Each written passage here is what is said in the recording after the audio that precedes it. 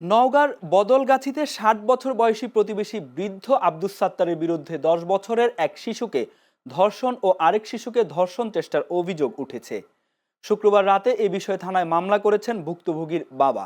এর আগে গত ১১ এপ্রিল নওগাঁর বদলগাছি উপজেলার হুদ্রাকুড়ি গ্রামে চাঞ্চল্যকর এই ঘটনা ঘটে। স্বজনরা জানান, বাবা মায়ের অনুপস্থিতিতে বিস্কুট ও আইসক্রিম খাওয়ানোর কথা বলে দুই শিশুকে নিজ ঘরে ডেকে নেয় প্রতিবেশী আব্দুস সাত্তার। সেখানে চতুর্থ শ্রেণীতে পড়ুয়া শিশুটিকে ধর্ষণের পাশাপাশি তার ৮ বছরের খেলার সঙ্গীকেও ধর্ষণের চেষ্টা করে।